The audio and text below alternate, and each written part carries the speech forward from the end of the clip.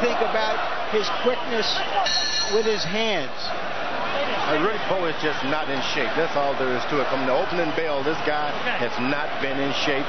He underestimated this fighter, and he's getting whipped.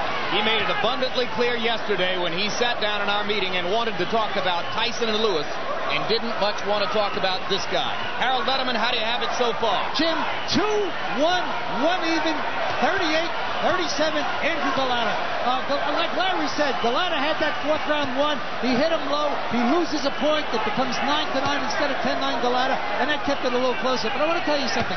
Andrew Golota was landing low blows in rounds 2, 3, and 4 constantly. And I'll tell you, I'm glad he lost the point. He deserves to lose a point. He's really whacking him low, but he's fighting a good fight. Yep. Now, Larry mentioned about the hand speed of Golota. This guy's been in the camp with Lou Duva, the Holyfield type combinations. His hands were always fast, as you mentioned. Fast hands, a lot faster than you would imagine. And he came in here with the expressed intention of fighting what was the Holyfield fight plan against Bowe in their first fight. Box, stay at range, move from side to side. Well, obviously, that's not going to be Golota's style over 12 rounds. He's going to have to brawl, and he's getting it done. And he's acting more like the experienced fighter. He gives Bowe his shoulders when they're in close, doesn't give him a good shot. Oh, he just landed a dynamite combination, left and right. Bowe handles this one, but Golota is the man who is landing the showy punches here.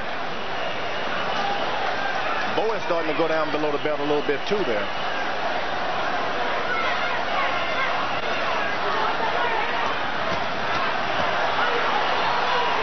Now Golota stops punching, and Bowe's able to establish an initiative.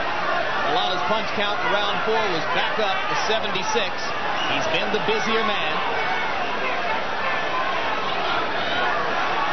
Bowe trying to come back from having been on the canvas after a low blow in round 4. One good thing Golota is doing inside by turning his shoulder is he's not allowing Bowe to throw that great uppercut inside that we've seen him do in the past, George. He's giving him that shoulder every time side of him. He's not open for that uppercut. Saw Bowe make a half-hearted effort at the right uppercut. Golota rocks him back with the right hand.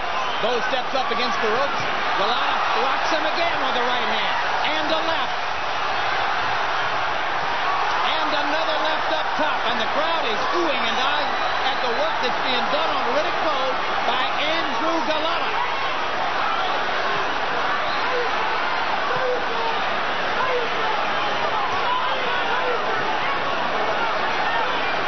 Ago, Lennox Lewis came in here with a big showcase against Ray Mercer and barely escaped with a decision. Right now, Bowe's in pretty much the same position that Lewis found himself in through most of that fight. A big round for Golota.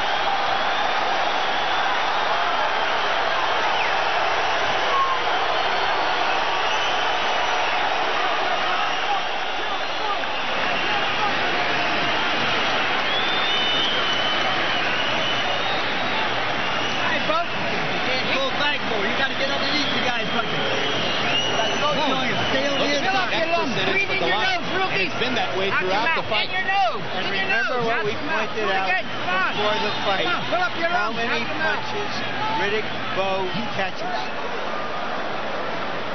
And here you can see more of the same. The Polish fighter is maintaining his poise. He's not overextending himself. He's staying in good punching position. He looks like the pro right now. Through 5 rounds, Golota has landed 45% of his jabs to Bowe's 21%. Golota is throwing more jabs and landing more, as well as doing more damage with power punches. So far, it's been his fight. I'm starting to think now about that 12 rounds. I'm telling you, that decision could come back to haunt the Bowe people in a big way. But he may need those extra rounds, Jim. Well, they might have seen it as 2 extra chances to knock Golota out if Golota tires in the middle portion of the fight, as they expect him to do. So we'll be watching Golota's punch count to see if it goes down after round 6. And here we are in the 6th stanza right here. All right, what does Bowe do now, George? Well, you know, Golota was really smart in the first couple of rounds. He went down to the body to ensure himself if this fight goes beyond in the latter rounds, Bowe will not have the power. Now, Bowe is trying to get a knockout. He shouldn't do that. He can still pull it out on points and be a little cautious. Has to go back to basics, and right now he is. Bowe trying to reestablish his jab here in the 6th.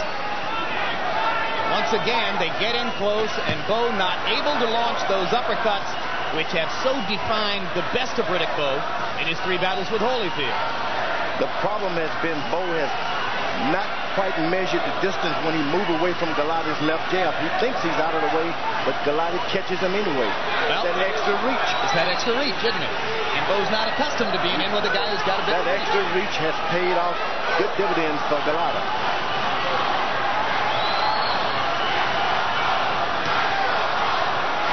This Golota is no stiff in there. He's an athlete. I thought that Bowe might have been wobbled a little bit by that left hook.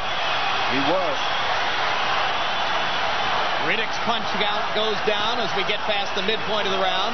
Crowd tried to lift Riddick with a chant of "Let's go, Bowe." Golota has taken a little bit of a rest in this round, but still giving a good account of himself, punch by punch as he goes along. When Bowe seems to take one step out of the way, he should take his feet along with him. Otherwise, his body is right there for this Golota to hit him. Golota lands another left hook inside. Bowe tries to come over the top with the right and misses. Golota goes back to the body. He's done too little of that in this round. Golota starting to fall in love with his ability to hammer Bowe up top, and now another low blow. And let's see if Wayne Kelly takes another point. He does. That's the second point deducted from the scorecards against Golota. Is that clear? Don't do it again. Time.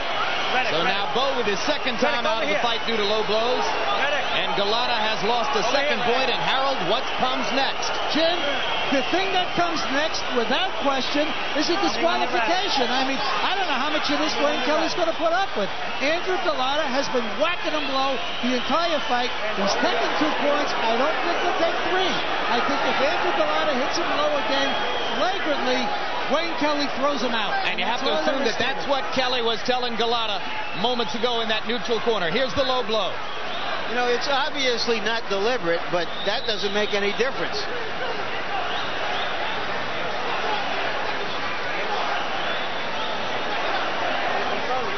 All right, once again, Riddick's got 5 minutes. Should he take the whole 5, George?